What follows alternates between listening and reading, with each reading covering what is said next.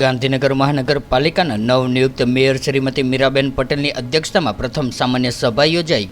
ગાંધીનગર મહાનગરપાલિકા ખાતે 2.5 વર્ષની બીજી ટર્મ માટે મેયર, ડેપ્યુટી મેયર સહિતના હોદ્દેદારોની વરણી કરવામાં આવી હતી। ત્યારે મેયર શ્રી તરીકે પદભાર ગ્રહણ કર્યા બાદ મેયર મીરાબેન પટેલ સહિતના હોદ્દેદારો દ્વારા પોતાના વિભાગની જવાબદારી ઉપાડી લીધી હોય તેમ આજરોજ ગાંધીનગર મહાનગરપાલિકાના નવનિયુક્ત મેયર શ્રીમતી મીરાબેન પટેલની અધ્યક્ષતામાં ગાંધીનગર મનપાની પ્રથમ સામાન્ય સભા સુપેરે સંપન્ન થઈ હતી।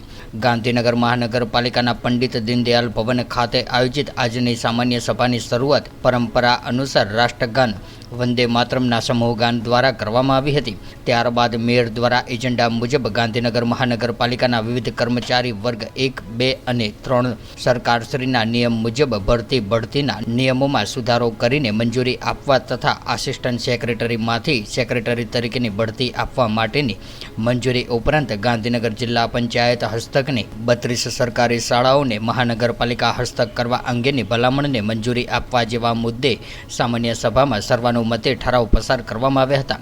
ત્યારે આ સભામાં મેયરશ્રી દ્વારા નાણાકીય વર્ષ 2024-25માં એડવાન્સ મિલકતના કરદાતા માટે 10%ની સમય મર્યાદા 10 જુલાઈ 2024 સુધી વધારી હતી। તે સહિત વિવિધ મુદ્દાઓને સર્વાનુમતે બહાલી આપીને મંજૂર કરવા સહિતના વિવિધ 8 જેટલા ઠરાવોને સર્વાનુમતે બહાલ આપવામાં આવી હતી। ત્યારે આજની આ સામાન્ય સભામાં ડેપ્યુટી મેયર શ્રી નટવરજી ઠાકોર, સ્થાયી સમિતિના ચેરમેન શ્રી ગૌરાંગભાઈ વ્યાસ, મ્યુનિસિપલ કમિશનર શ્રી જે.એન. વાઘેલા, પૂર્વ મેયર હિતેશભાઈ મકવાણા સહિતના હોદ્દેદારો ઉપરાંત કોર્પોરેટરશ્રીઓ પણ ઉપસ્થિત રહ્યા હતા।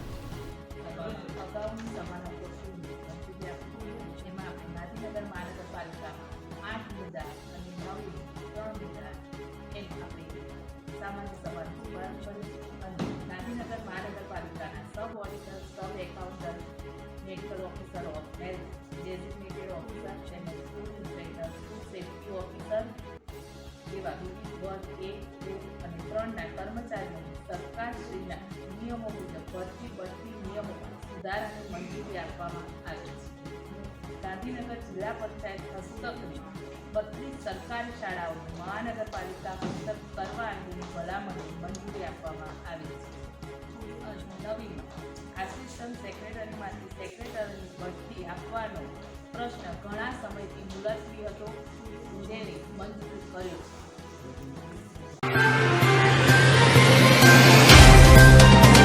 तो व्हाट्सएप, ट्विटर, फेसबुक, इंस्टा जहाँ भी आपका अकाउंट है, इसे शेयर बटन के द्वारा वहाँ पर शेयर करें।